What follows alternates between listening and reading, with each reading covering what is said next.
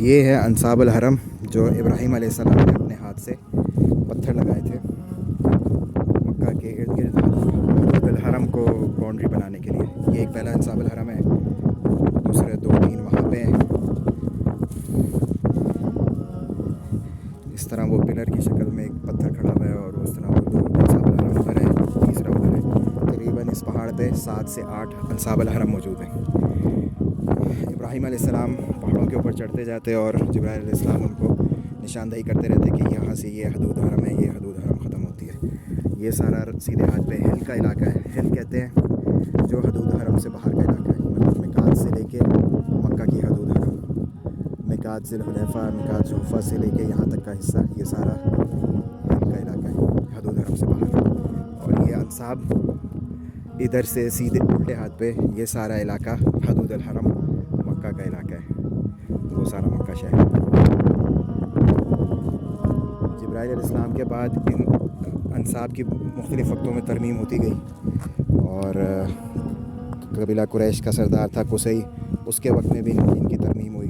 پھر اس کے بعد حضور صلی اللہ علیہ وسلم کے وقت میں قبیلہ قریش نے انصاب الحرم کو اپنی جگہ سے ہٹا دیا تھا. یعنی حدیث میں اس الفاظ آتے ہیں کہ قریش قبیلہ نے انصاب الحرم کے ساتھ زیادتی کی, انہیں اپنی جگہ سے ہٹایا. تو آپ صلی اللہ علیہ وسلم کو کافی سخت اور دکھ ہوا. اس ٹائم جبرائیل علیہ السلام آئے اور آپ صلی اللہ علیہ وسلم سے فرمایا کہ آپ اس وجہ سے غمزدہ ہیں کہ قریش نے انصاب الحرم کو اپنی جگہ سے اکھیڑ دیا یا ان کو ہٹا دیا. تو آپ صلی اللہ علیہ وسلم نے فرمایا ہاں بالکل, میں اس وجہ سے غمزدہ ہوں کہ انہوں نے حدود الحرم کو جو ابراہیم علیہ السلام نے لگائی تھی وہ ختم کر دیا. جبرائیل علیہ السلام نے فرمایا کہ آپ غم نہ کریں, انشاءاللہ یہی لوگ جنہوں نے یہ ختم کیے ہیں دوبارہ اس انصاب کو اپنی جگہ پہ نصب کریں گے. پھر ہوا یہ کہ ہر قبیلہ قریش سے ایک شخص اٹھتا اور آپس میں کہنا شروع ہوتا کہ جو قریش قبیلہ نے انصاب الحرم کو ہٹایا ہے یہ بہت برا کام کیا ہے, اس کی وجہ سے اب قریش کے اوپر دوسرے قبائل حملہ کریں گے اور ان کو آ کے اٹھا کے یہاں سے لے جائیں گے. یعنی مکہ والوں کے اوپر حملہ ہوگا اور ان کے اب امن و امان ختم ہو جائے گا مکہ میں. اسی طرح قبیلے سے دوسرا شخص اٹھا, اس نے بھی یہی کہنا شروع کیا, یہاں تک کہ ہر کوئی ان کی ہر مجلس میں یہی بات شروع ہو گئی کہ انصاب کو واپس اپنی جگہ پہ لگاؤ. تو قریش کے کچھ لوگ واپس آئے, ان انصاب کو ادھر نصب کیا. تو جبرائیل علیہ السلام نے فرمایا آپ صلی اللہ علیہ وسلم کے پاس آ کے کہ قریش قبیلے نے واپس انصاب کو اپنی جگہ نصب کر دیا. تو آپ صلی اللہ علیہ وسلم نے ان سے سوال کیا کہ کیا واقعی قریش قبیلے نے انصاب کو اپنی اسی حالت اسی جگہ پہ رکھا ہے جہاں وہ موجود تھے, یعنی جہاں ابراہیم علیہ السلام نے انصاب لگائے تھے؟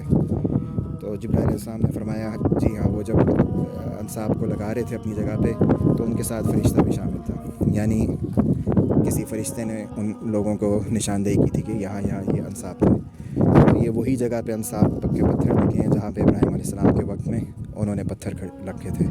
74 پہاڑ ہے مکہ کے سراؤنڈنگز میں, اس کے اوپر چڑھنا, پھر یہ پتھروں کو رکھنا, انصاب الحرم لگانا, یہ پورا ایک لمبا پروجیکٹ تھا.